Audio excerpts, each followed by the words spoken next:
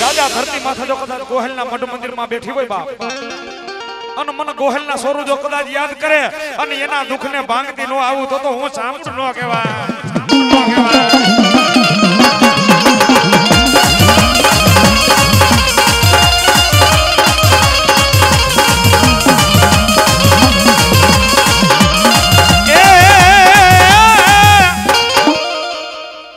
મારી ક્યાંય ગયો ધણી નો ધણી મારો ધાવડી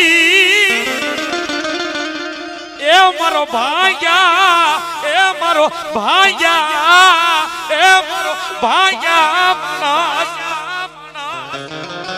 મારો ભાગ્યા નો એક દી ભેરું કેવા જાજા બાપ હડલાના હેરાનમાં જો કદાચ હું ધાવડી જેવો ધણી બેઠો હોય બાપ એ મનુ બુવા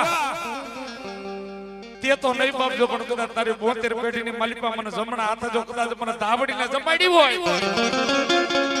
અને મારા દીકરા જો કદાચ દાબે હાથે ચપટી દે હે મારા મનુ ભુવા જો કદાચ દાબે હાથે ચપટી દે એક તારા વેણને ખાતર જો કદાચ એની હાથ પેઢીના દુઃખને ભાંગી અને ભૂકો ન કરતી આવું ને તો હું તારો ધાવડી જેવો ધણી નો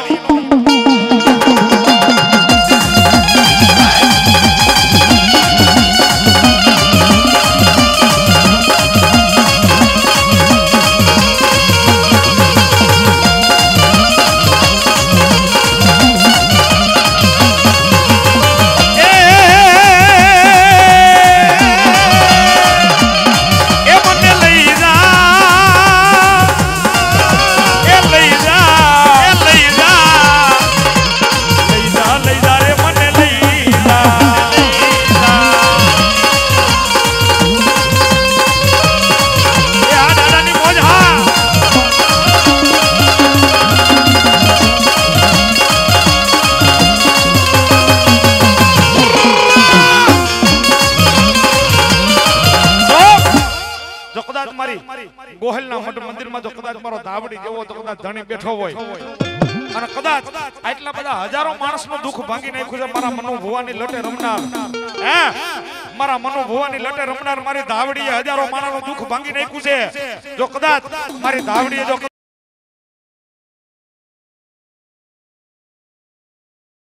દુઃખ ભાંગ્યું હોય અને અહીંયા આવી અને 1 રૂપિયો જો કદાચ મારી ધાવડી માથે નાખે અને એના દુઃખને પીતી નો આવું તો હું ધાવડી નો કહેવાય ધાવડી નો કહેવાય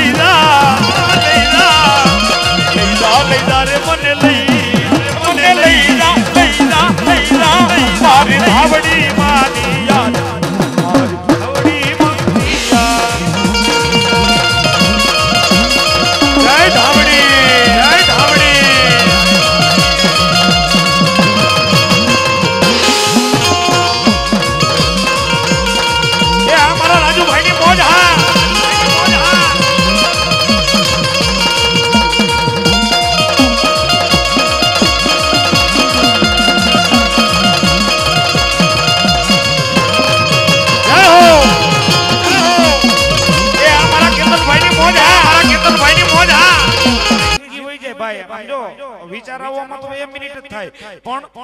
બે પગ લઈને હાલીને જાતા માતાજી આગળ જાતા આખી જિંદગી વહી જાય નો જાય તો નો જ જાય પણ પછી એકવાર કીધું ને કે આખી જિંદગી તમે જીવો એમાં એકવાર તમારી પલ આવે આવે ને આવે એમ એકવાર આવો જેઠવાભાઈ એકવાર આખી જિંદગી તમારી વહી જાય એમાં એકવાર તો તમને માતાજી યાદ આવે જો ભલામણ આખી જિંદગી વહી જાય બાપુ મઢે નો જાય પણ માતાજી યાદ આવે ક્યારે બે જણા ઊભા કરે ત્યારે ઊભા થઈ શકે એવી પરિસ્થિતિ હોય હાલવાની શક્તિ ન હોય બોલવાની શક્તિ ન હોય અને તેથી એને ખાટલામાં પડ્યા વિચાર આવે કે હવે કોક મને મારી માં આગળ લઈ જાવ અને કદાચ હાલવાની શક્તિ ન હોય બોલવાની શક્તિ ન હોય અરે છોડો સાહેબ જીવને જમને વાદ હાલી રહ્યો હોય અને જો ઈ કારા માથાનો માનવી જો કદાચ મારી માતાની મઢે પોગી જાય અને ધરતી માથે જો પોઈગા પેલા જો પોગી ન જાય ને તો મારી તાવડી જેવો ધણી નો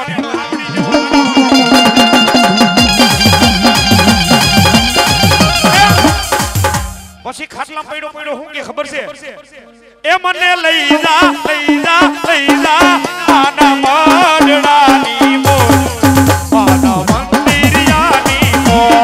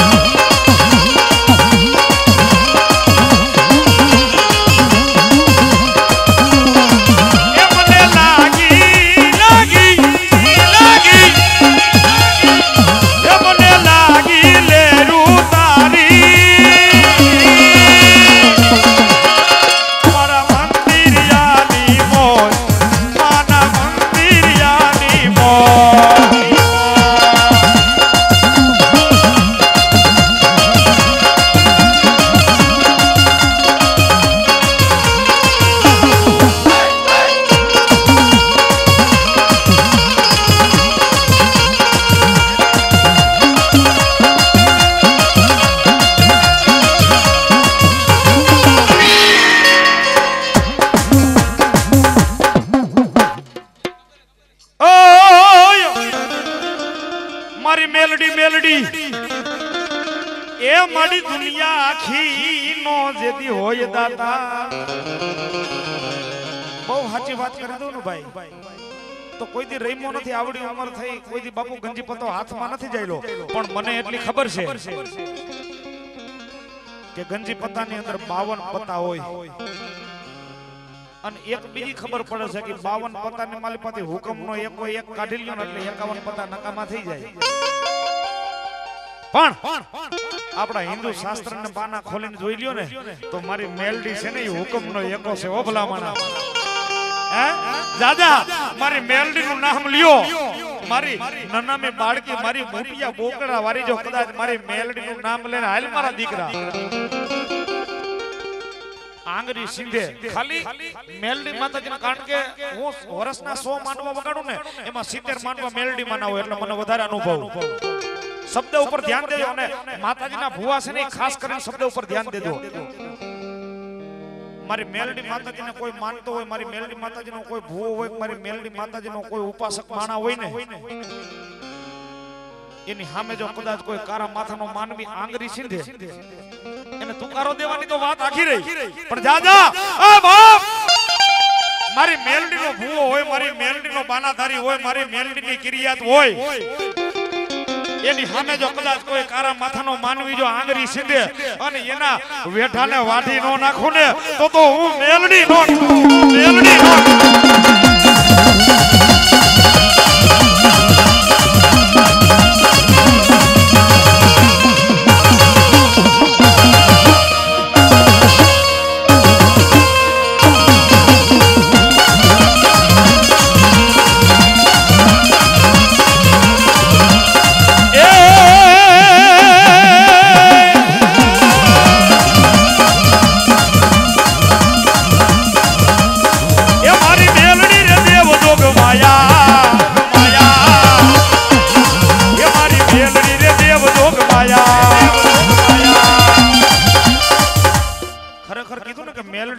હુકમનો એકો છે બાપ અને મે મેલડી માના લગભગ 100 માંથી 70 માંડવા મેલડી માના વગાડ્યા છે પણ આજ મારા હાથ હનુમાન દાદાના સાનિધ્યમાં આટલું બધું માણા ઊભું છે આટલું બધું માણા બેઠું છે ઘણાય માતાજી મેલડીના ભુવા આય છે ઘણાયને માતાજી મેલડી માતાજી આવતા આય છે ઘણાયને ખાલી માતાજી માથે એટલો ભરોસો હોય છે પણ મારી મેલડી માતાજીને જેને જેને ભરોસો હોય જેને જેને મારી મેલડી આવતી હોય અને મારા સાત હનુમાન દાદાના સાનિધ્યમાં મારી મેલડીને યાદ કરી હોય અને જો કદાચ એક એક હાકલો ન આવે તો મારી મેલડી